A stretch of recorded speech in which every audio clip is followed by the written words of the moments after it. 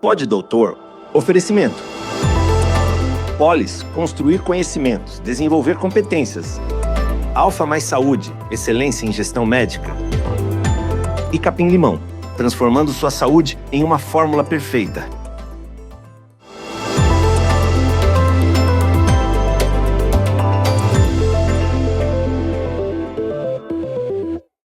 Olá, hoje realmente uma entrevista com dois grandes convidados e mais o nosso representante do Centro Acadêmico Manuel de Almeida Cabral e da Atlética Zilda Arnes, da Faculdade de Medicina em São João da Boa Vista, do Centro Universitário Unify.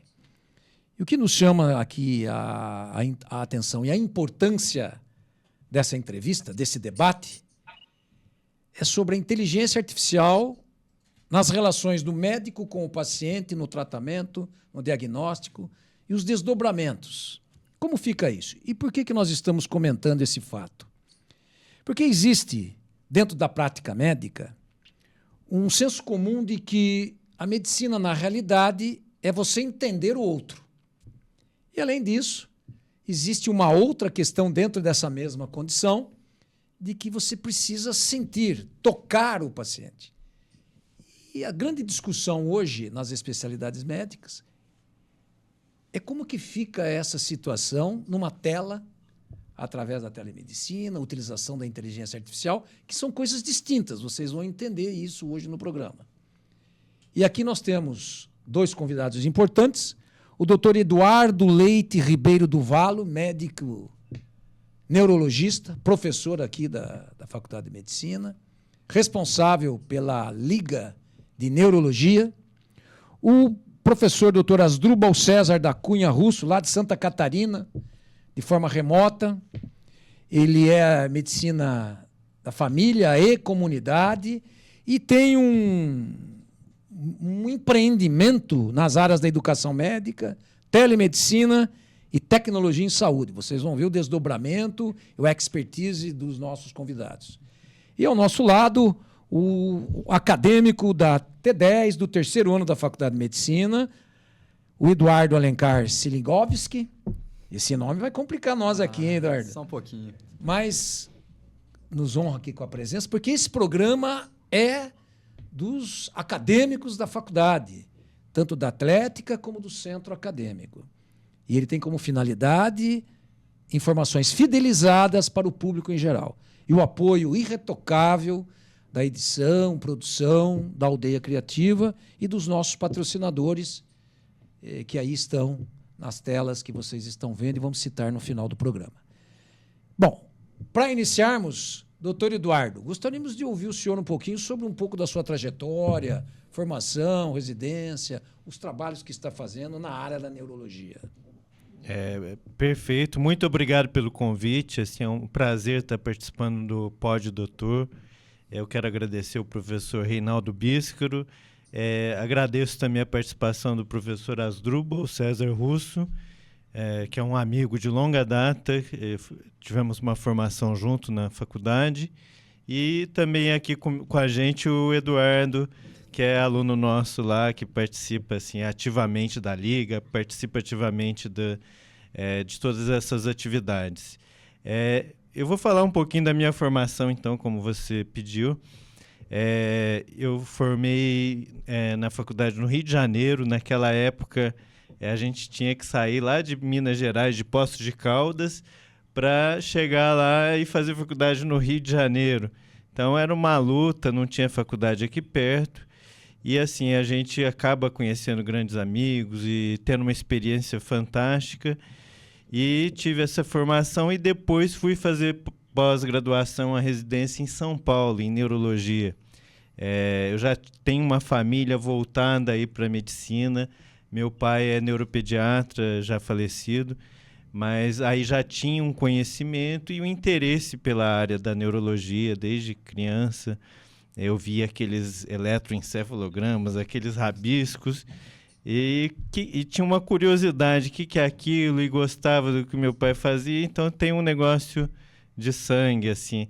E meu irmão também é cardiologista lá em Poços de Caldas, E, por fim, eu fui fazer neurologia em São Paulo, no Hospital Beneficência Portuguesa, em São Paulo. E aí fiz a formação com excelentes professores lá, professor Dr. Roberto Godoy, professor Sidney Gomes, Dr. Antônio Carlos Montanaro. É uma equipe fantástica e que me deu base. Assim, os professores nossos são a base de tudo, né? Então, quando a gente tem grandes professores, tem que ser valorizado, e isso acho que acrescentou muito aí na minha formação. E, por fim, aí a gente, como médico, tem sempre que se atualizar, né? Então, eu fui fazer vários cursos, fiz curso de neurofisiologia, e, por fim, eu fui fazer especialização, pós-graduação, estrito sensu, doutorado na Universidade do Porto, em Portugal. E comecei a estudar neurociências como neurocientista na área de comportamento. E aí fui um pouquinho para... A minha tese acabou indo para inteligência artificial. E por isso a gente está aí nessa área. E por isso estamos aqui falando um pouquinho disso, que é um tema tão atual, né? Eu ainda estou no doutoramento, estou fazendo ainda a coleta de dados, mas é uma área fantástica, assim, que a gente está conseguindo... até reunir vários profissionais e fazer eventos aí que a gente vai falar a seguir, daqui a pouquinho. Né? Muito legal, Eduardo, que bacana. Doutor Asdrubal, fique à vontade. Eu gostaria muito que se apresentasse ao público que nos acompanha para entender a importância desse debate aqui. Certo. Bom, então, eu me formei na mesma universidade que o Eduardo, né? Na mesma turma, moramos até na mesma república, né? Temos uma longa história aí de amizade. E dali, né, do Rio de Janeiro, segui minha rota também, vim para Santa Catarina trabalhar, e aqui me especializei em medicina de família e comunidade, fiz especialização na UFSC, fiz a prova de título também para a Sociedade Brasileira de Medicina de Família e Comunidade, Associação Médica Brasileira, e um longo tempo eu atuei, né, diretamente ali na atenção primária do serviço público de saúde, e depois eu fui migrando para o atendimento no serviço privado, né, na medicina de atenção primária, numa grande operadora de saúde aqui da região, e também, né, exerço a minha atividade no consultório. A questão da telemedicina, da tecnologia em saúde, me veio o interesse ali por volta de 2016. Porém, a gente não tinha como fazer teleconsultas, ainda porque não tinha regulamentação. A resolução, né, de telemedicina só veio mesmo depois da pandemia, como nós sabemos aí a história, né? Então, em 2020, com aquele evento da pandemia, né, que foi muito triste, mas também impulsionou outras coisas. E a telemedicina, na questão da teleconsulta, foi liberada naquele momento. E aí eu me interessei muito em fazer os atendimentos para poder ganhar expertise. Eu lembro que na época ali da pandemia, era abrir o computador, 24 horas tinha pacientes na fila lá do serviço de telemedicina que eu estava atendendo. Trouxe também a questão da telemedicina para uso no meu consultório particular, porque os pacientes também do consultório precisavam de atendimento naquela época. Muitos, né, não podiam até sair de casa por questões, né, de fatores de risco. Então, a telemedicina foi sendo algo que foi bem natural para mim, que era uma coisa que eu já vinha estudando. E eu, como professor de semiologia médica, eu me perguntava já antes, né, da telemedicina ser liberada, que vai ser até um mote aqui que a gente vai conversar, né? Era sobre a questão do exame físico, como ficava a questão do exame físico, como ficava a relação médico-paciente, se isso ia distanciar ou não. E depois, com a minha prática, né, da telemedicina, eu entendi que é uma maneira de fazer medicina, uma ferramenta, e que ela também pode ser uma ferramenta de até aproximação da relação médico-paciente, que depois a gente pode ter oportunidade de falar um pouco mais. Então, ela não distancia. Se você souber usar a ferramenta da maneira adequada, ela pode ser uma ferramenta até de aproximação dessa relação médico-paciente, de acompanhamento mais constante. E aí eu fiz especialização também, fiz pós-graduação em telemedicina, fiz alguns cursos também lá da Escola de Saúde do Einstein, na área de telemedicina, também inteligência artificial. E agora também estou ali no mestrado também de inovação e tecnologia, né, aqui da UNO Chapecó. Então, é um assunto que eu tenho bastante interesse também em conversar e a gente, daqui em diante, falar mais sobre isso. Maravilha, doutor Asdrubal. Eduardo, nosso acadêmico aqui, porque o programa é deles, né? Então, nós temos que Dê as suas impressões de estar participando. Você como é da Liga de Neurologia, né? Isso, eu atuo como tesoureiro da Liga de Neurologia e queria agradecer o convite, né? Estar aqui cercado de ilustres, não só excelentes profissionais, mas mestres que aconselham a gente na faculdade. E também queria agradecer por me chamar para um tema que é tão atual, que nem o Dr. Eduardo acabou falando, que algo que realmente é o futuro. A inteligência artificial vem se popularizando nos últimos anos e eu acho que vai ser algo extremamente importante na formação médica, na atuação da área da saúde, e também na telemedicina, como o doutor acabou citando anteriormente. Então, eu fico muito contente de estar aqui e debater um tema tão atual aqui. Perfeito, Eduardo. Agradeço a sua presença, né, doutor? Estamos muito felizes por você representando todos os acadêmicos da nossa faculdade. Bom, para iniciar, nós temos que fazer alguma provocação. Você já deu uma abertura aí, doutor Asdrubal, mas eu tenho que falar. Bom, dentro da prática médica, é senso comum que a medicina implica em você entender o outro. Além disso, nós temos outra situação que é muito peculiar na medicina, que é você fazer ela com as mãos. Não é isso? E se você não examina com as mãos, você não toca. E pela dinâmica da semiologia, da medicina, na prática médica, então você não completa o ato médico. Então essa é a provocação que a gente quer fazer aqui. Então assim questiona os convidados. Eu vou começar pelo doutor Eduardo, deixar o doutor Asdrubal para dar a contextualização final, né? Bom, dentro dessa condição, doutor Eduardo, eu queria saber o seguinte. Na prática da medicina, o uso da inteligência artificial em telemedicina, né, deve ser sempre pautada pelo conhecimento clínico e pela ética profissional. Respeitar limites da tecnologia, como é que fica isso? Claro, nossa, a gente tem que saber usar a tecnologia. Não é que ela seja ruim, a gente tem que respeitar esse limite, como você falou. A gente vem de uma formação prévia à inteligência artificial, prévia à telemedicina, e a gente aprende que lá no comecinho é fundamental a semiologia, esse contato humano com o paciente, e de repente a gente vê toda essa tecnologia e muita gente perde esse contato. Não é nem só o exame físico, é você ouvir o paciente, escutar o paciente. Mas não é que a inteligência artificial vai mudar isso. Ela vai ajudar, é uma ferramenta a mais, porque ela consegue muito mais informação do que a gente consegue na prática. Então, a gente tem que usar, no meu entender, a gente pode ouvir o professor Asdrubal, mas, no meu entender, tem que ser uma técnica aliada. Por isso você precisa capacitar. E não está tendo isso nas faculdades de medicina. Às vezes a pessoa vai buscar conhecimento sozinho, então a gente está buscando juntar profissionais e juntar conhecimento nessa área para que seja de uma forma ética, que tenha profissionais que orientem as pessoas, como médico, lidar com isso, que é uma dúvida sua, minha, de todos, mas com certeza não vai substituir o ato médico. Diante dessa fala do doutor Eduardo, nosso neurologista aqui, eu preciso voltar com o doutor Asdrubal. E aí, doutor? Em cima do que ele falou, é possível? Não vai ferir a ética? O que você complementa nisso com a sua expertise?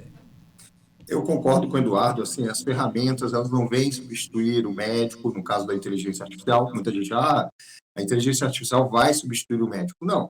Na verdade, eu costumo até dizer assim, a inteligência artificial, ela vai substituir o médico que não utiliza a inteligência artificial. O médico que estiver utilizando a inteligência artificial no seu dia a dia, ele está atualizado, ele vai utilizar essa ferramenta da maneira adequada, claro, se capacitando, estudando como usa essa ferramenta no seu dia a dia. E a mesma coisa sobre a telemedicina. Muita gente tinha medo, não, aí vai ter telemedicina, não vai ter mais atendimento presencial. Não, não substitui.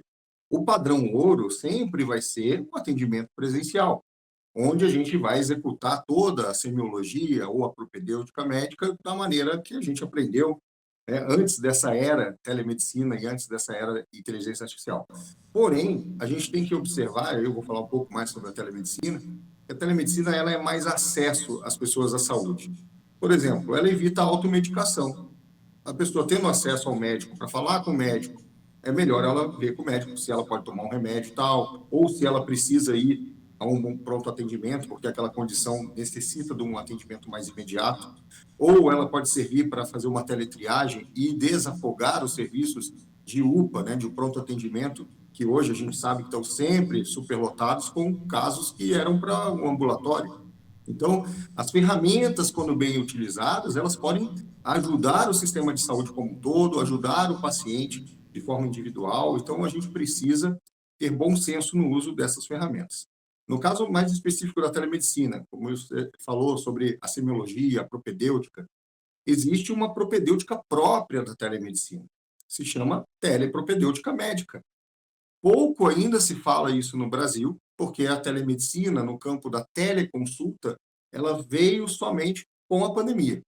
Porque aqui no Brasil, a tecnologia chega, mas a resolução, a lei, ela vem depois. A regulamentação, ela vai vindo depois. Mas nos Estados Unidos, na Europa, na Austrália, que é um país também de dimensões continentais, a telemedicina já vinha sendo muito tempo utilizada. Outro país que utiliza a telemedicina é a Dinamarca, por causa da Groenlândia, é um território, né, da Dinamarca, que é inóspito. Então, os serviços de saúde já eram feitos por telemedicina há muito tempo. Então, para o Brasil, foi uma coisa recente, né? Hoje estamos aí com 5 anos de uso da telemedicina para questões de teleconsulta. Mas, se a gente falar em telemedicina, teleradiologia, telediagnóstico, desde 2002 já tinha resolução para o uso da telemedicina. E na questão da relação médico-paciente, do exame, tá? Eu também vejo que a telemedicina, quando a pessoa se capacita para utilizar a telemedicina, estuda sobre telepropedêutica, ela vai ter bom senso no uso da ferramenta. Muita gente fala, não existe exame físico na telemedicina. Entre aspas, existe a inspeção. A inspeção é parte do exame físico que a gente faz no consultório. Na telemedicina, numa relação de consulta de videochamada, eu consigo inspecionar o paciente, eu consigo ver se ele está corado, se a câmera, né, for uma câmera de boa qualidade, imagem de qualidade, né, o vídeo chamada de qualidade. Então, eu preciso também ter esses padrões, né, para fazer uma boa consulta, eu preciso garantir também essas outras questões.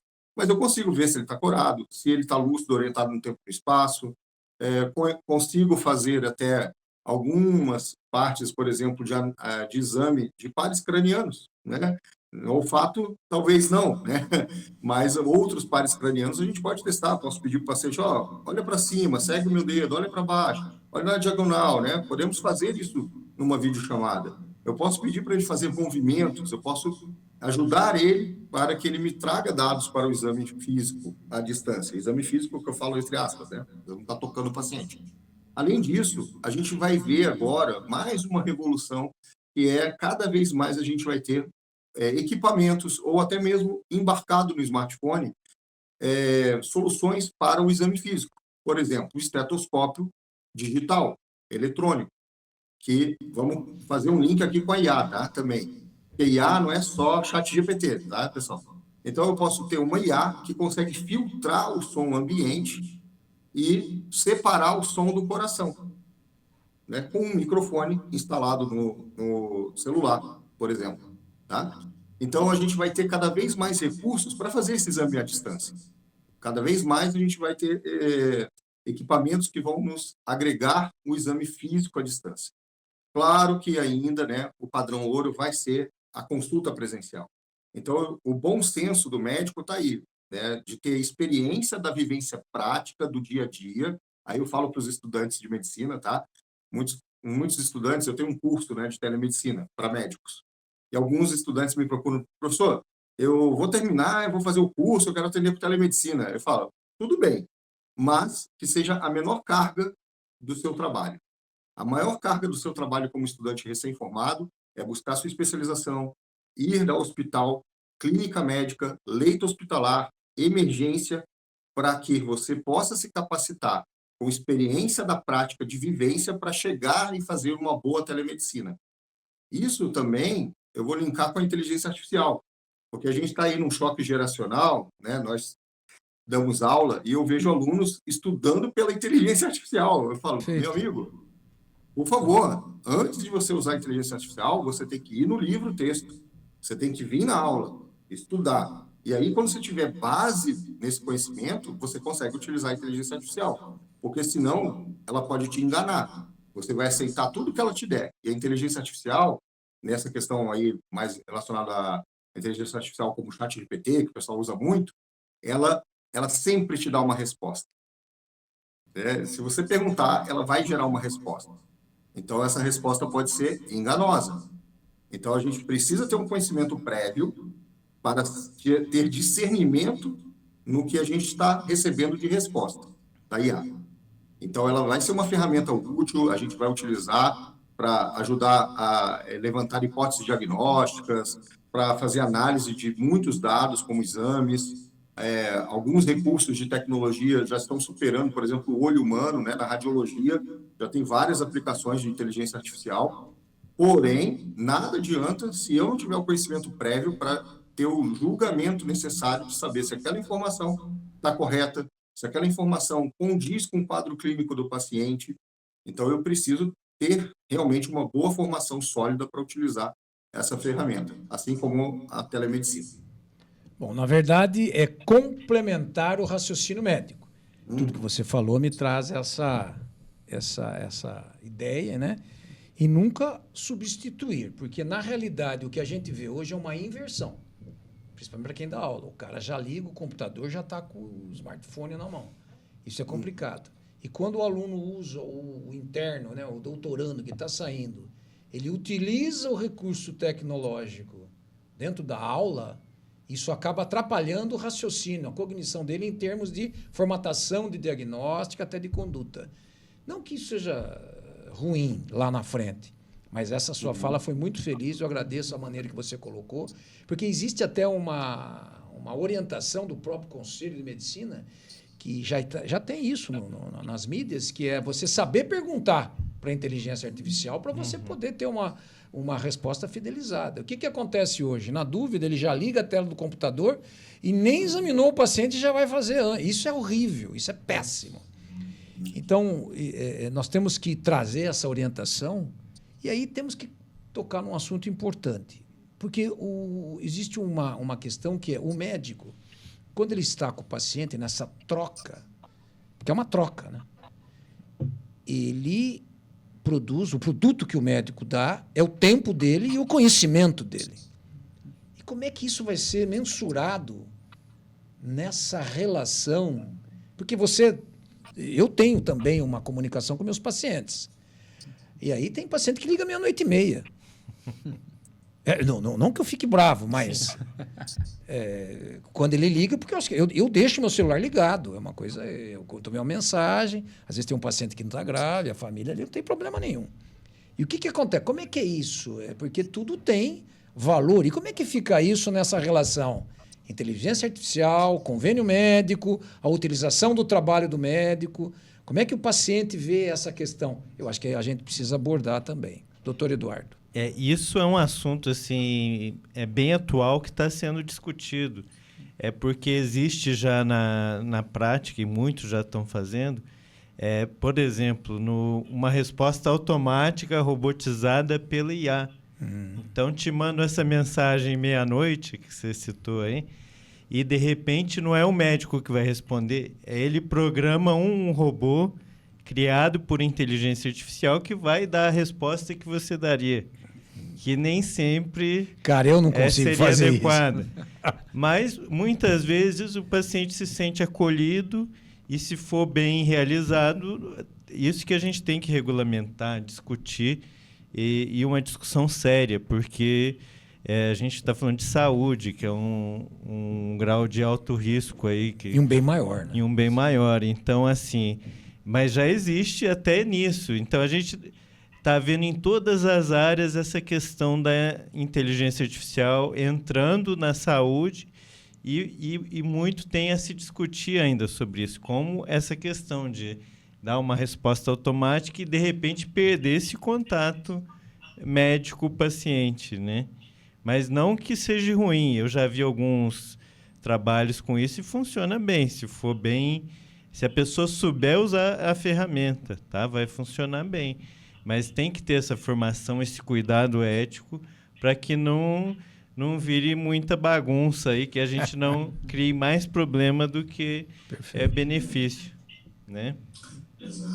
Olha só, vou fazer aqui uma correlação também com a telemedicina. Eu advogo que a teleconsulta médica, ela deve ser por videochamada, na minha opinião. Porque existe, vamos dizer assim, eficiência de comunicação, né? Quando a gente está presencialmente, a gente tem uma leitura, né, corporal inteira, né? Eu vejo o paciente, expressões, movimentos, a vestimenta. Essa comunicação não verbal, ela é muito importante. Quando eu vou para a telemedicina, quando eu estou numa tela, eu perco uma parte desse visual, mas eu ainda tenho. Você consegue ver a minha mímica facial, você consegue até ver se eu estou, né, desanimado, deprimido ou alegre, né, pelo meu tom de voz e tal. Quando eu passo para o telefone, eu já perco essa comunicação não verbal. Eu só tenho volume e entonação de voz. Pela voz a gente percebe, tá alegre, tá feliz ou não, né? Porém, quando a gente vai para o chat, para o texto, eu perco muito dessa comunicação. Por isso que inventaram os emojis, né? Para compensar a falta de emoção. Por isso que está muita briga no condomínio, né? O pessoal manda lá no condomínio só no chat e começa as brigas. Aí eu vou fazer esse paralelo na medicina. A gente precisa dessa leitura emocional. Então, na teleconsulta, eu acho super necessário que a teleconsulta seja por videochamada, sempre que possível. E aí, falando da inteligência artificial, desses chatbots e tal, eles geralmente são por texto. E o texto perde muito da emoção, você não consegue ter essa leitura. Eu acho que a IA, ela pode ajudar sim, né, como o Eduardo até falou, de fazer um atendimento mais rápido, dar uma resposta mais rápida para o paciente, mas no final, o médico precisa falar com esse paciente, né? Então, é o bom senso do uso da ferramenta. Às vezes, o paciente entrou em contato, esses chatbots com inteligência artificial dão a resposta, mas no final, o médico tem que pegar lá e entrar em contato com o paciente. Oi, fulano, o que está havendo contigo? Você recebeu as respostas, as orientações iniciais? Como é que você está depois das orientações? As orientações foram boas, porque pode ser orientações gerais, né? Por exemplo, o cara chamou no chatbot e falou, tô com coriza, espirro, né? E tal. Aí ele falou, não, lave o nariz, né? Tantas vezes por dia, não sei o que e tal. Ajudou, né? Tá, olha, verifica aí e tal, como é que tá. Vem na consulta no consultório, ou vamos fazer uma telemedicina para eu te avaliar. Porque isso é outra coisa que eu falo muito, as consultas, não sei se vocês já ouviram falar desses termos, né? Talvez até eu que criei, não lembro. Consultinha de corredor, né? Aquela consultinha que você passa ali no corredor da enfermaria, aí vem a funcionária do hospital, te pega e fala assim, doutor, olha esse exame aqui do meu filho. Tá? Que mais, né? Qual a história dele para fazer esse exame? Um exame é uma folha de papel cheia de números. Eu preciso saber a história desse paciente. Então, essas consultinhas de corredor, elas passaram para as consultinhas de WhatsApp. Vocês já devem ter recebido mensagem de pacientes mandando um exame. Doutor, olha esse exame aqui para mim, o que é? Doutor, eu estou com tosse, o que eu tomo? Né? Então, essas consultinhas de WhatsApp, elas não podem ser feitas assim, eu vou te dar uma resposta. É ato médico. E hoje, com resolução de telemedicina, a gente tem que trazer isso para a formalidade e traz para o atendimento de telemedicina. Porque, pelo menos, ali você vai identificar a situação, se ela pode continuar por telemedicina e você resolver isso, ou se você vai chamar para uma consulta presencial em um determinado momento, durante a semana, ou se é uma emergência ou urgência, você vai falar, você procura uma UPA agora. Faz um relatório, manda para ele e ele chega lá na UPA com um relatório, uma suspeita diagnóstica, já adianta o atendimento, né?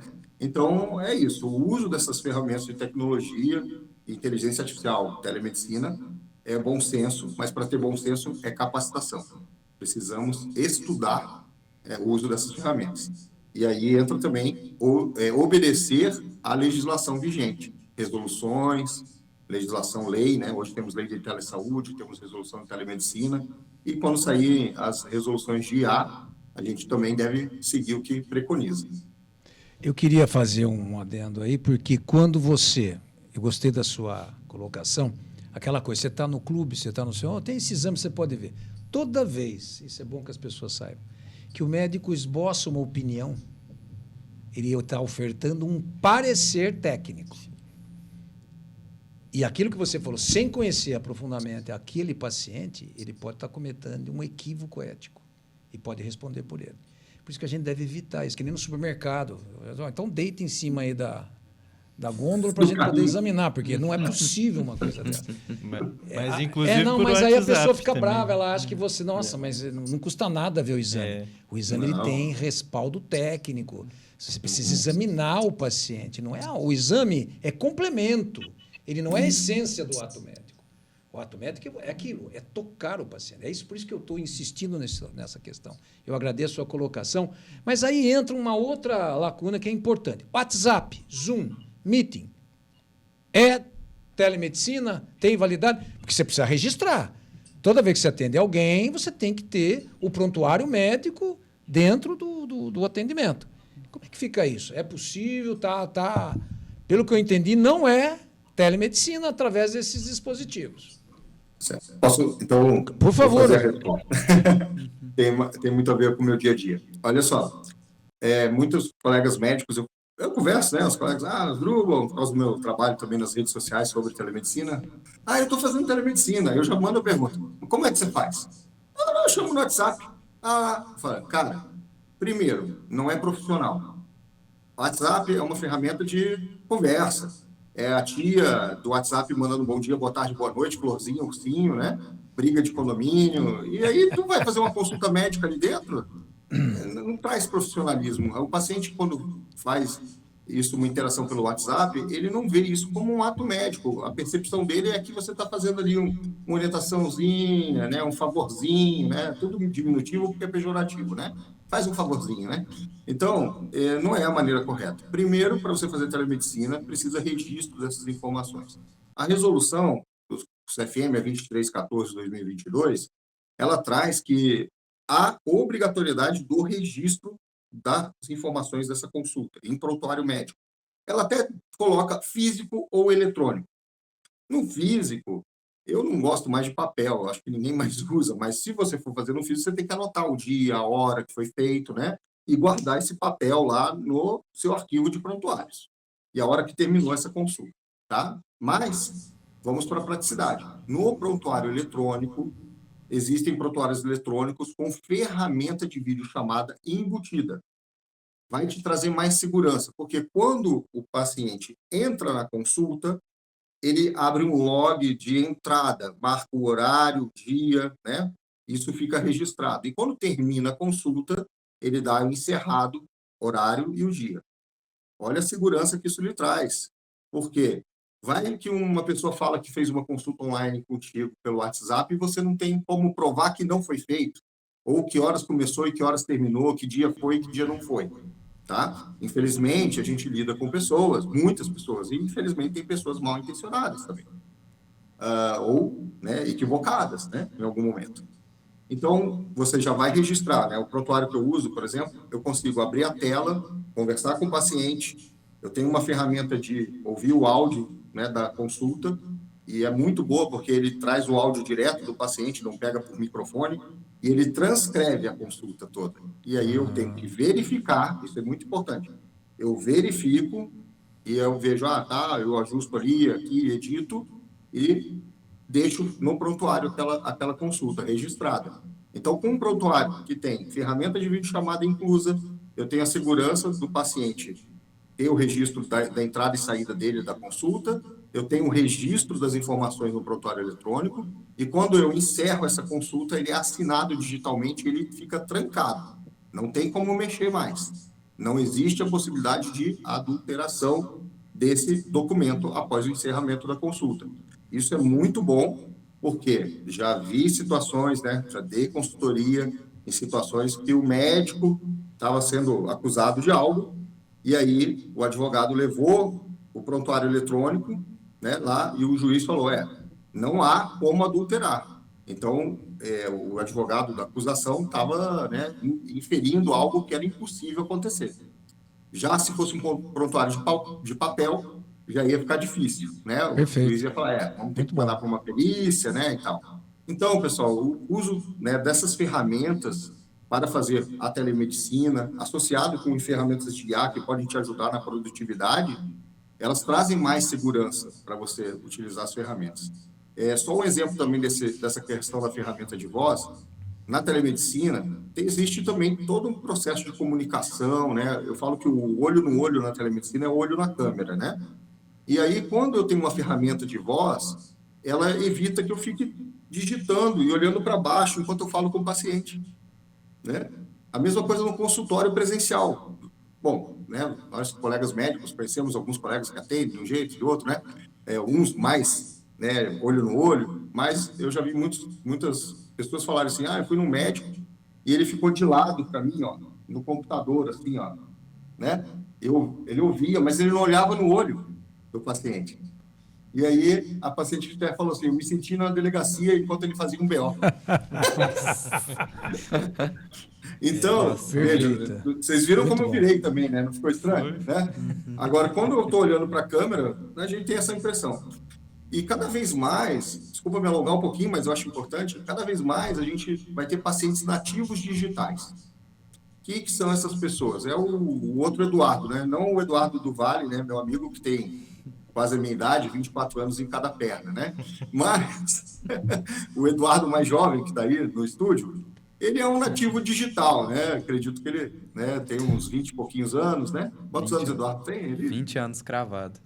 20 anos, ele é um nativo digital. Essa geração de nativos digitais, eles têm essa questão do relacionamento online muito natural, né? Então, eles já estão acostumados com isso, eles se sentem à vontade, eles estabelecem relações de amizade, afetivas, de forma online. Por que vai ser diferente com o cuidado da saúde? Se ele pede o iFood, ele usa o Internet Banking, por que ele não vai usar os sistemas eletrônicos, né, de telemedicina, IA, para cuidar da saúde dele, né? Então, a gente tem que olhar com atenção essa mudança geracional das relações sociais que nós temos. E a medicina é uma profissão social também.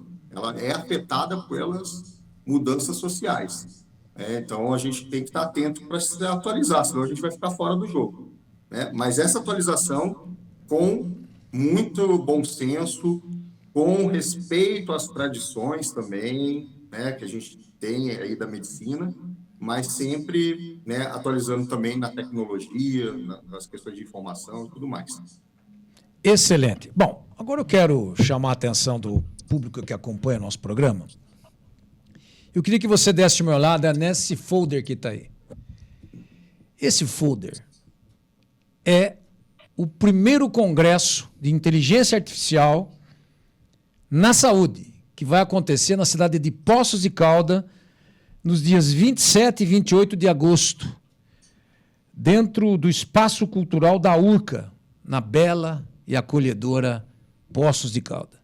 Então, queremos convidar vocês, que nós vamos discutir tudo isso, o doutor Eduardo, vai estar presente o vice-presidente do Conselho Federal de Medicina, o presidente do Conselho Regional de Medicina do Estado de Minas Gerais, várias autoridades, inclusive de Portugal, né? Me parece que tem vários convidados. O doutor Eduardo vai poder dizer, dentro do fundo, o que nós podemos esperar desse evento, convidar os colegas acadêmicos de medicina para poder participar, né, desse evento, que a gente vai estar debatendo 2 dias sobre essa temática, que ela é importante, porque é o futuro, é o que vai melhorar as relações para a melhora da qualidade de vida das pessoas. Doutor Eduardo, o que o senhor pode falar? Que ele é o manager do evento.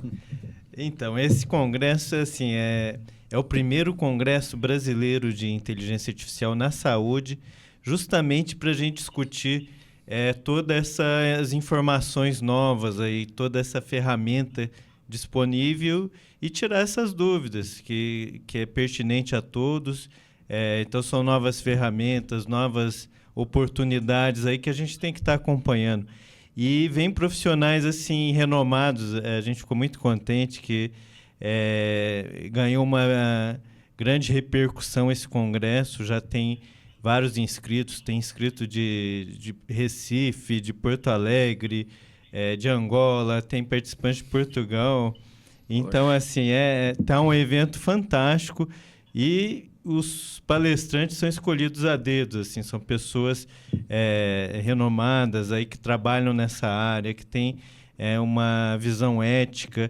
Então, assim, vai ser uma experiência, assim, 2 dias para a gente estar discutindo, debatendo, aprendendo sobre o uso da inteligência artificial voltada à saúde. Não vai ser só médico ou enfermeiros e profissionais na área de saúde.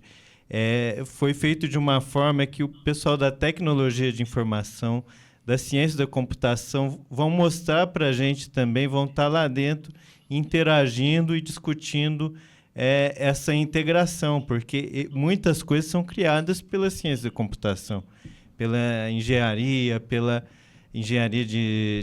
de software. Os tecnólogos de informação, eles estão criando várias coisas e a gente tem que estar interagindo. Eles precisam do médico, do profissional de saúde, e a gente precisa saber o que eles estão criando.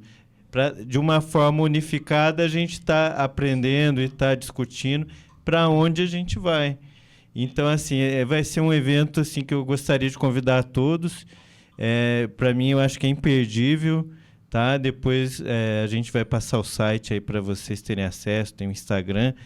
Mas eu deixo o convite a todos para participar.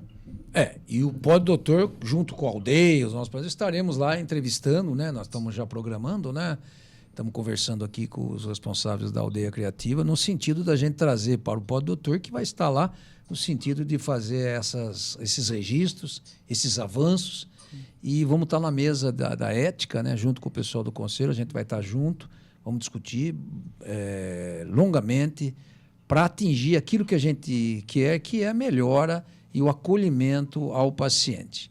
Ninguém é contra a tecnologia, mas nós temos que respeitar os limites da boa prática médica. A gente não pode abrir mão disso. Essa parte ética, assim, foi uma preocupação na organização do evento, porque está em processo de regulamentação inteligência artificial no Brasil e principalmente na saúde, que é a nossa preocupação maior.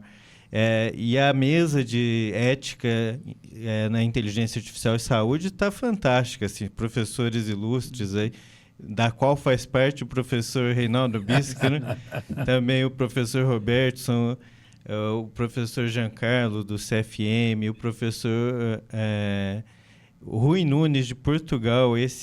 Ele vai dar uma participação especial online, é um dos maiores nomes de ética no mundo. Ele foi da ONU. Esse professor Rui Nunes é lá da Universidade do Porto, eu tive o prazer de fazer aula com ele.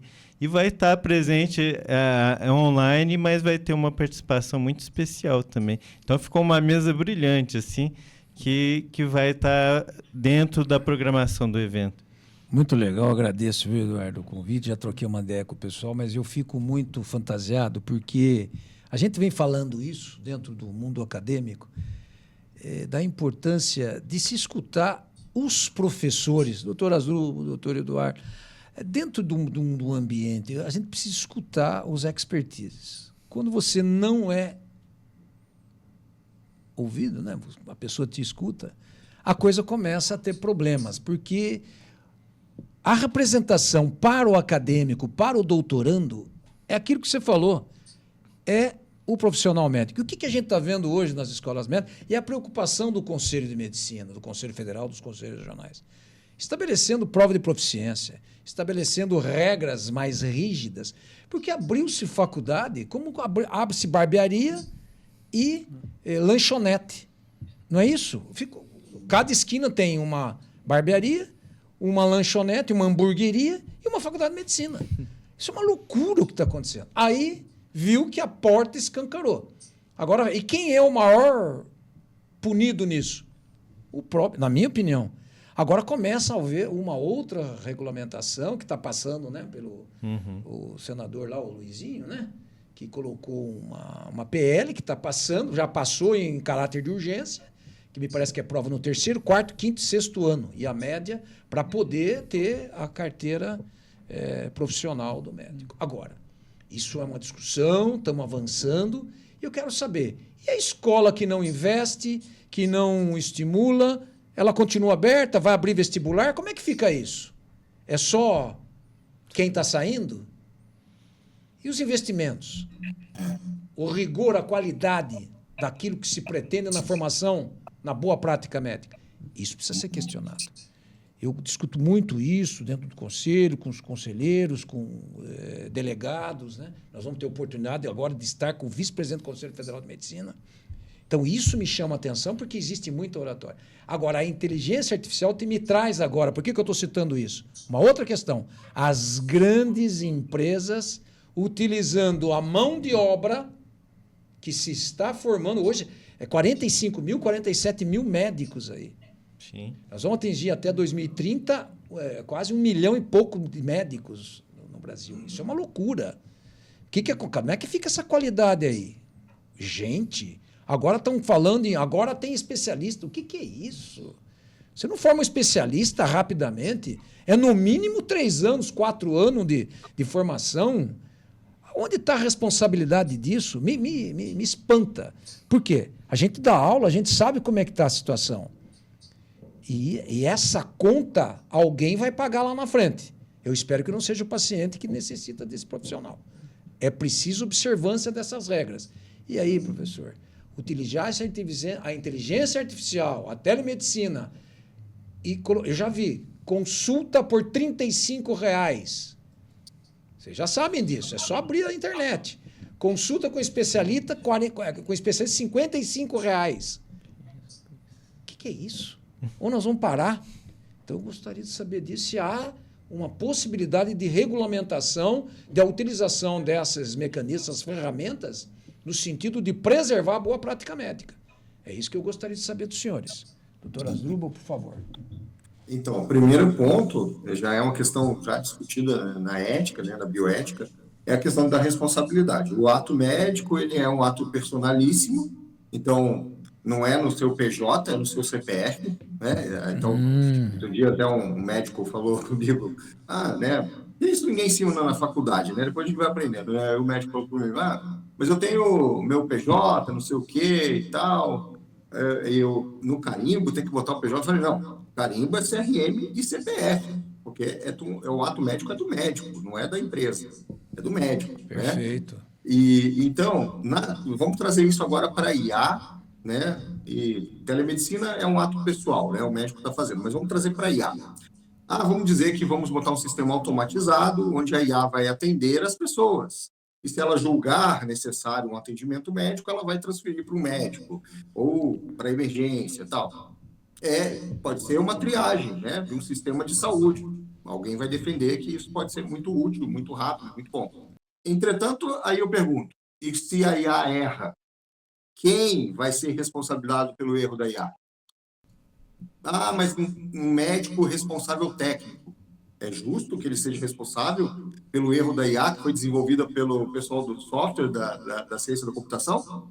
É justo que ele seja responsável pelo administrador que escolheu usar esse sistema para o sistema de saúde? Então, quando a gente trouxer a responsabilização para outras partes, aí eles vão falar, opa, não dá para usar isso aqui de qualquer maneira, porque eu vou estar responsável, né? Então, a responsabilização civil e criminal, né, e ética tem que ser personalíssima, tá? Nas pessoas que escolheram o uso da ferramenta. Porque está muito fácil deixar tudo na culpa do médico, né? Para os gestores, né? Então, tem que ter compartilhamento de responsabilidade para o que dá certo e para o que dá errado.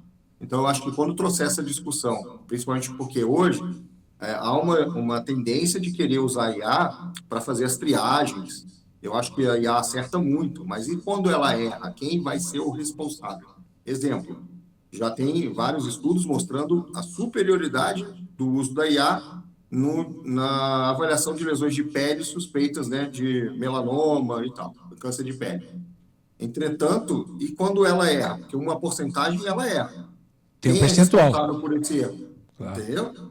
Então, vai ser o cara que desenvolveu o software? Vai ser o médico que está responsável técnico pela ferramenta? Vai ser o gestor de saúde que escolheu usar essa ferramenta para agilizar o atendimento e comer fila, né? Então, assim, quando a gente jogar essa responsabilidade para outros também, aí eles vão pensar 2 vezes antes de utilizar de qualquer maneira e tirar o médico da jogada, né? Falar, não, agora tem essa ferramenta aqui, põe um robozinho aí para atender todo mundo, tira o médico.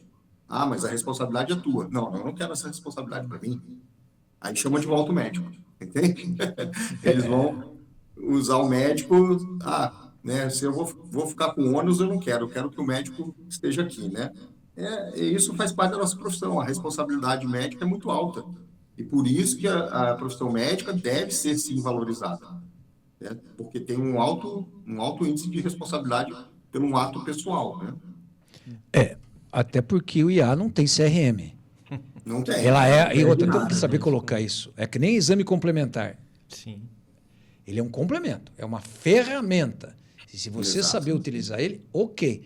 Mas ela ser a essência nessa dinâmica de relacionamento entre médico e paciente, ela precisa ter essa regra muito bem definida e não como está sendo colocado. Me preocupa muito. As mídias estão fazendo uma coisa fantasiosa e a gente sabe o que acontece. A responsabilidade que o médico tem ao firmar um diagnóstico. E outra, do jeito que está hoje, está todo mundo falando em medicina nas mídias, às vezes nem médico é.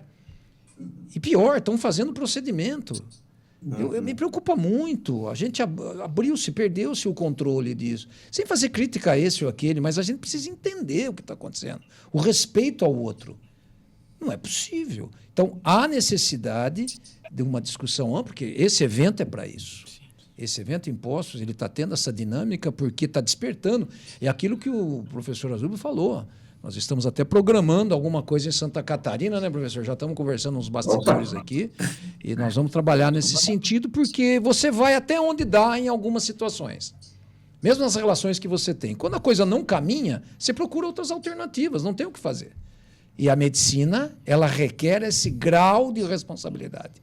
Então, é muito importante que a população que nos acompanha e entenda. Hoje é muito comum, por exemplo, no atendimento ocupacional em empresas, já tem até lá, eu estou aqui, porque a empresa tem várias unidades no país, ela precisa fazer um exame admissional, um demissional. Ela usa.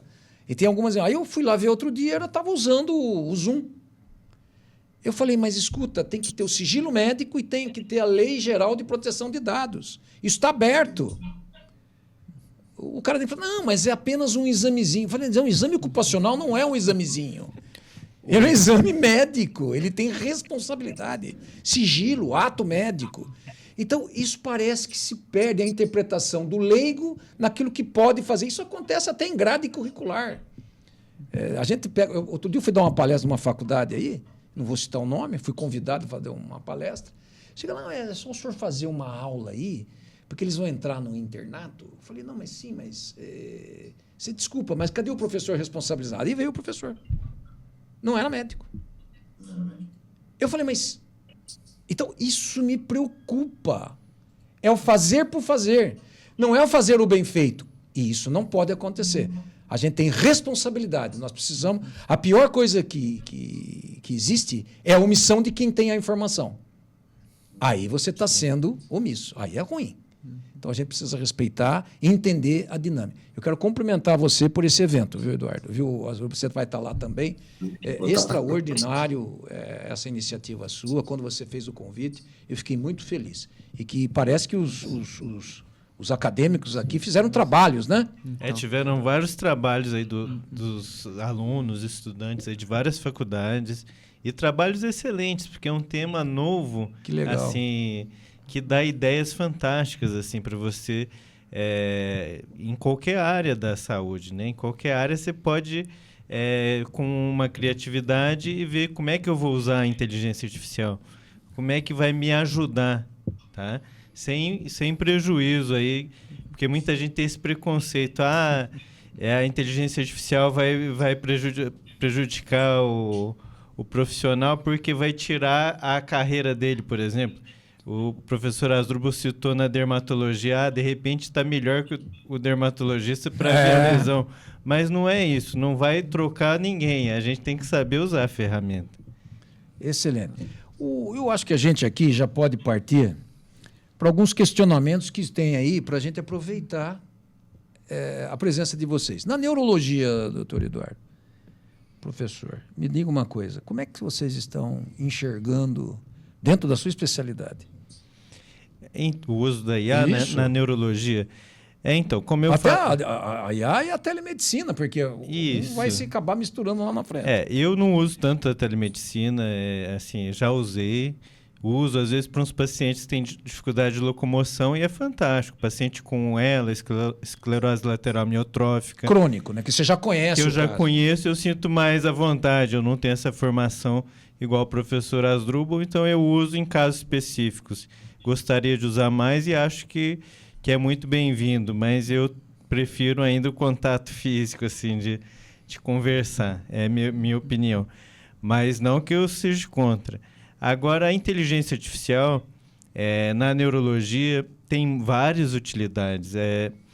E não só na neurologia. Por que surgiu esse evento em Poços de Caldas, o Congresso Brasileiro de Inteligência Artificial na Saúde? Um momentinho, dia 27 e 28 de agosto agora, 2025. Isso, e dá para se inscrever ainda, dá tempo. Mas surgiu porque a gente tem... Você vai no Congresso de Neurologia, tem uma pequena porção do Congresso, uma mesa, discutindo inteligência artificial na neurologia. Você vai no Congresso de Psiquiatria, tá todo mundo usando, mas de repente tem um tópico lá escondido. Vai no Congresso de Cardio, estão todas as especialidades discutindo, mas não se junta essa informação, mesmo o pessoal da tecnologia de informação. Então surgiu porque está todo mundo usando, mas meio que precisava concentrar essa informação, a gente discutir até aspectos éticos, né? Mas na neurologia especificamente tem várias utilidades. A gente pode usar desde o diagnóstico radiológico, que é em apoio ao radiologista. Você vai ter um paciente que está com suspeita de AVC, você tem que fazer um exame de imagem para ver se é hemorrágico, se é isquêmico, se dá tempo de fazer trombólise ou não. Já tem software de inteligência artificial que vai definir o grau de lesão, se dá tempo de fazer ou não. Você tem nos exames complementares de eletroencefalograma, de outros exames, de você ajudar no diagnóstico, de ver alguma alteração. Você tem como também, tem uma área que chama interface cérebro-máquina, que você consegue recuperar o paciente amputado, por exemplo. Você tem que fazer uma prótese, o paciente faz a prótese e você, com sinais de eletromiografia do músculo do coto que foi amputado, consegue movimentar essa prótese ou captar ondas cerebrais e movimentar a prótese como se você estivesse movimentando seu braço. Então, assim, e utilizando inteligência artificial, porque ele vai treinando a prótese a fazer isso, esse novo braço mecânico. Então, são inúmeras utilidades. Em neurologia, agora a gente pode falar em dermato, pode falar em rádio, pode falar em várias áreas aí. Eu acho que o professor Asdrubal pode falar até na telemedicina. Eu conversei com um oftalmologista, por exemplo, se ele usava a inteligência artificial. Ele falou, já tem programas que você põe o aparelhinho no olho e você detecta várias alterações oftalmológicas. E muito bem feito. Então, assim, a gente tem que saber usar essas ferramentas, tá? Em várias áreas aí está sendo utilizado. É um ganho. É um ganho. E isso me lembra, tinha, né, um software na área médica, Asdrubal. Em 94, 96, nós levamos para um congresso brasileiro de angiologia e cirurgia vascular, chamava SESMED. Eu peguei um cara aqui, o Júlio, inteligentíssimo, um autodidata, e ele desenvolveu em The Base. Eu não conheço essas coisas, ele que sabia. E fez. E nós levamos no congresso. A mesma coisa que você está falando, claro, trocando as devidas proporções. A pessoa, mas o que é isso? Faz receita, controlava o consultório, não como é hoje. Aquilo estourou. Todo mundo queria, a gente ficou conhecido com isso. Uma loucura. Aí teve um conselheiro que estava lá no evento e falou, mas que coisa interessante. Mas tem sigilo médico? Tem não sei o quê. Então, desde lá, já era a mesma discussão. Hoje, eu estou fazendo esse comparativo para você entender. Hoje, você não entra num consultório médico sem ter um terminal de computador, desde a recepção, coisa e tal. Já naquela época, tanto que uma software house, na época, comprou os direitos do programa. Depois não fiquei, né? Hoje eles chamam, acho que Digital Clean, está com uma pessoa lá, amiga e tal. Eu tenho a autoria, né? É interessante essa questão. E eu estou me lembrando disso, nessa sua fala, do avanço. E é o que vai acontecer com essa dinâmica. Respeitando as regras da ética médica e do paciente e do sigilo, eu entendo que será um grande avanço. E é isso que você falou. Na cardio já tem, né? Hoje o estetoscópio ele já dá até o elétrico. É uma coisa impressionante isso, né? A otorrinolaringologia está absoluta isso aí. Então, a gente fica muito feliz. Professor Asdrubal, o senhor tem poderia acrescentar algo nesse sentido, de curiosidade nesse sentido? Olha, eu vou falar até um pouquinho da neurologia, apesar de eu não ser neurologista, né? Eu tenho alguns alunos do curso de formação em telemedicina que eu promovo, que são neurologistas. E aí eu comecei a perguntar para eles como é que já estava a aplicação disso no dia a dia, né? Muitos deles estão usando, como o Eduardo falou, por um retorno de consulta de pacientes que têm dificuldade de locomoção, que necessitam de 1 ou 2 acompanhantes para sair de casa para ir até o consultório médico. E muitas vezes é uma consulta de acompanhamento, de rotina, que pode ser conduzida por telemedicina, porque aquele é um paciente já conhecido, com diagnóstico, já tem uma situação conhecida, né? O diagnóstico dele tá feito. Então, você pode utilizar essa ferramenta para dar conforto para o paciente e para os familiares. E até um neurologista que foi aluno do meu curso, né, vou citar o nome dele, para ele vir ao congresso também, né, o Dr. Camilo Azeredo, lá de Betim, né, neurologista, ele me falou vários relatos que ele teve a oportunidade de usar a telemedicina para dar esse conforto para os pacientes e familiares. E ele colocou uma coisa também, um ponto social, porque aquele paciente que demanda 1 ou 2 familiares ou cuidadores para ir até um consultório, esses cuidadores estão deixando de ir ao trabalho, né? Tem um custo financeiro para fazer esse deslocamento. Então, a telemedicina tem esse ganho. Aí vamos levar para a neurologia a IA, né? Monitoramento remoto com ferramentas, né, de monitoramento do paciente com inteligência artificial associada, que pode dar alarmes, né, alertas precoces. Por exemplo, queda, né, já tem smartwatches, né, com ferramentas que avaliam, né, equilíbrio do paciente e podem dar alertas, ó, esse paciente aqui está com risco de queda aumentada. E aí você tomar as medidas preventivas. Então, a telemedicina, a IA, trabalhando em conjunto, a gente vai ter muitas informações que a gente vai poder estar acompanhando os pacientes e se antever a eventos. A gente vai conseguir ser mais preventivos, né, nos eventos. E eu acho que a neurologia é um campo vasto para o uso das duas ferramentas. Muito interessante. Até cirurgia remota, né? Hoje já está fazendo. Nós tivemos aqui um evento antes da pandemia, o Exército esteve aqui, trouxe uma tenda e um cara lá no Nordeste. Cara, eu fiquei fantasiado com aquilo. Uma lesão de pele, doutora. O cara olhou e falou, é isso. Foi fantástico. E os acadêmicos e os alunos lá ficaram... Eu fiquei também fantasiado por causa da rapidez. Eles têm um satélite próprio, é um negócio fantástico. Então, nós temos recurso. Eu acho que a gente está caminhando para uma excelência de atendimento para o interior, para um local que não tem tanta recurso. Eu acho que é um grande ganho. Bom, nós já estamos chegando nos últimos detalhes do nosso bate-papo. E eu queria agora, mitos e verdades sobre a questão do IA, da telemedicina. Da experiência de vocês aí, o que vocês gostariam? Você quer fazer alguma pergunta, Eduardo? Não, eu queria perguntar um pouco a respeito do sigilo médico mesmo, das informações pessoais do paciente, tanto na telemedicina quanto na IA, como é que funciona a segurança dos dados do paciente? Ó, terceiro ano de faculdade, hein, do professor Azul? Não é brincadeira o negócio, hein?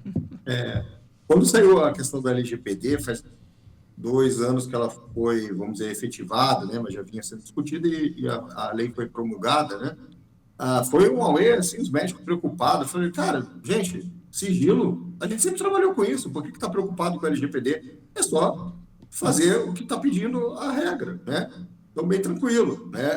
Apesar de toda essa lei de LGPD, né, a gente viu na mídia aí o que aconteceu lá com os aposentados, né? A LGPD foi para as Fukui ali, né? Mas é outro problema, né? A questão é endêmica aí. Então ali a LGPD já morreu ali, ninguém falou, né, de LGPD durante essa crise toda, mas é um exemplo, né, de falta de LGPD, porque os dados dessas pessoas foram corrompidos. Então, a Lei Geral de Proteção de Dados, ela traz essa necessidade do médico. E eu até falo assim para os colegas, a gente vai começar a pegar termo de consentimento livre esclarecido quando o paciente chegar no agendamento. Porque hoje é muito comum pegar para fazer procedimento. Na telemedicina, eu falo que é até mais seguro o atendimento na telemedicina do que no presencial, nesse quesito. Porque a gente pega o termo de consentimento livre esclarecido antes do atendimento iniciar da telemedicina. Usando a ferramenta correta, né?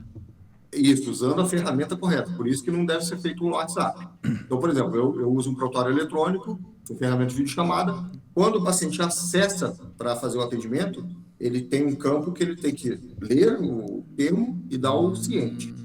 Isso fica registrado. Então, aí eu atendo a LGPD, porque nesse campo vai ter também algumas questões relacionadas à questão do sigilo, explicando que o atendimento tem criptografia. Então, essas ferramentas que a gente utiliza para fazer prontuário eletrônico e telemedicina são ferramentas desenvolvidas para isso. Enquanto o WhatsApp, o Zoom, o Meet, são ferramentas desenvolvidas para comunicação e não para consulta médica. Então, já começa aí, o uso da ferramenta correta. Então, isso que ele falou, né, essa preocupação que ele tem, usando as ferramentas corretas, você está fazendo o que deve ser feito e protegendo tanto o ato médico, quanto protegendo também os dados de sigilo de informações do seu paciente. Então, isso é uma coisa que já vinha na medicina, né? Esse sigilo de informação. Ninguém sai de uma consulta contando para todo mundo quem é a pessoa, o que aconteceu, né? Então, é só continuar fazendo o que a gente fazia, né? De maneira, agora, utilizando a tecnologia, porque quando a gente pega esses termos, esse registro é eletrônico, né? Fica tudo arquivado, é muito mais seguro, tá? Então, eu tenho uma outra coisa para comentar, mas eu vou deixar mais para frente. Tá. Algo mais, doutor Eduardo? Quer acrescentar algo? Não, eu concordo com o professor Asdrubal, acho que esse é o caminho mesmo, mas tem que ter essa preocupação. Foi fantástica a pergunta do Eduardo. Eduardo é que fera. essa preocupação é a base da ética, e a gente, principalmente com a IA agora, porque tem ferramentas aí que não estão regulamentadas ainda e a gente tem que ter essa preocupação. Na telemedicina já foi regulamentado muitas coisas.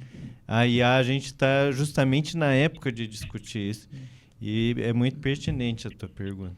Será que os tribunais, as questões dos julgamentos já estão preparados para a questão do IA e da telemedicina, professor? Ou ainda estamos gatinhando? Sim. Então, em relação à questão do uso vamos dizer, de ferramentas de telecomunicação, por exemplo, os processos éticos disciplinares dos CRMs, né? Hoje, muitos estão no processo online. Online, né? Sim. Porque não tem motivo de deslocar as pessoas até a sede do CRM como tinha antigamente. Mudou então, bastante. Um avanço. Né? Isso vai dar mais celeridade nos processos, mais segurança também. Então, acho que sempre são ferramentas, né? A tecnologia usada de maneira correta sempre vem a somar. A própria justiça trabalhista também, a justiça de maneira geral é praticamente... Hoje as audiências são online, a coisa está muito avançada. Então, além disso, estão usando a inteligência artificial para ajudar os advogados, juiz, né? O juiz a dar a sentença. Não que ele possa dar a sentença por inteligência, mas ele pode usar como uma ferramenta, sim. E a gente tem que seguir esse caminho também. A mesma coisa. Não tem como não seguir. Não. Similar ao apoio diagnóstico na medicina, né? O juiz analisar vários dados. O Eduardo, né, me conhece há quantos anos? Não vou falar aqui, né? Só uns 30 anos, né?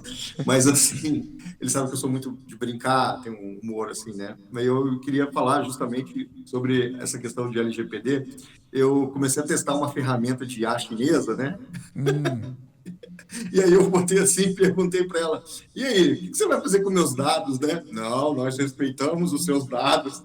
E pensando, Aí eu aproveitei e já escrevi assim, olha, inteligência artificial, eu sou a favor da inteligência artificial, inclusive eu admiro muito o filme Exterminador do Futuro, mas eu torço pelos robôs. Vai que, né? Vai que. Quem assistiu Exterminador do Futuro vai saber. Bom, nós estamos chegando à reta final do nosso bate-papo. Se a gente vai aqui, vai embora. O assunto é interminável, né? E eu queria deixar as reflexões final do professor Asdrubal. Vamos estar juntos, vamos conversar. Eu queria que você fizesse suas impressões, algo que você gostaria de colocar para o público que acompanha, médico, população em geral. Esse tema tão importante, eu acho que foi bem abrangente, a gente conseguiu nesse tempo. Às vezes o programa fica um pouco longo, mas depois tem uns cortes aí e tal.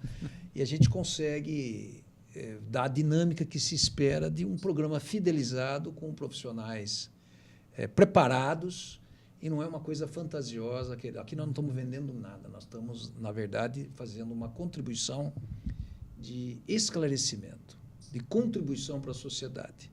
Então, professor Asdrubal, por favor, suas impressões finais. Então, primeiramente, agradecer a oportunidade de estar aqui com vocês, né? Foi uma conversa muito agradável, um momento também de, mesmo online, rever o meu grande amigo, que logo vamos estar se revendo presencialmente, e também conhecer vocês também. E sobre a questão também desse momento de trazer informações, botar isso em pauta, discussão, reforçar, né, o Congresso Brasileiro de Inteligência Artificial na Saúde, que vai acontecer em Poços de Caldas. Acho que vai ser um grande evento, um grande momento para a gente colocar isso em discussão, essa oportunidade de também ter a presença dos conselheiros do Conselho Federal de Medicina aí de Minas Gerais, do CRM de Minas Gerais. Acho que é uma grande oportunidade para a gente levar esse debate, pensar em soluções também, pensar nos desafios éticos que estão presentes e buscar equalizar isso de ponto que a gente possa utilizar a tecnologia com responsabilidade, com eficácia, e entender que a tecnologia ela pode capacitar tanto o médico para poder melhorar o seu atendimento, quanto o próprio sistema de saúde para poder ampliar a capacidade de atendimento da população. Isso falando de sistema público ou privado, tá? Então, acho que é esse momento que a gente está vivendo, tanto da telemedicina quanto a IA. Eu falo que a gente está vivendo um momento da história e é para a gente se sentir privilegiado, porque eu comparo com uma revolução industrial, esse grande momento que a gente está vivendo.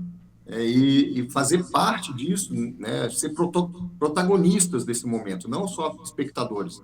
Então, vamos se capacitar, vamos estudar sobre essas ferramentas, vamos utilizar elas no nosso dia a dia com responsabilidade. E aos estudantes de medicina que acompanham também aqui o canal, estudem já na faculdade, porque vai ser uma ferramenta natural do dia a dia de vocês, a inteligência artificial e a telemedicina. Porém, não esqueçam do que é necessário para ter fundamento na tua profissão médica, na tua carreira médica, que é as bases, né, do exame clínico, a anamnese, o exame físico e depois a avaliação de exames complementares, né, seguir essa sequência, né, e ter a prática à beira do leito, né. Eu sou médico de especialidade de atenção primária, medicina de família e comunidade. A gente trabalha muito no ambulatório, mas eu devo muito a minha formação ao que eu vivenciei no hospital.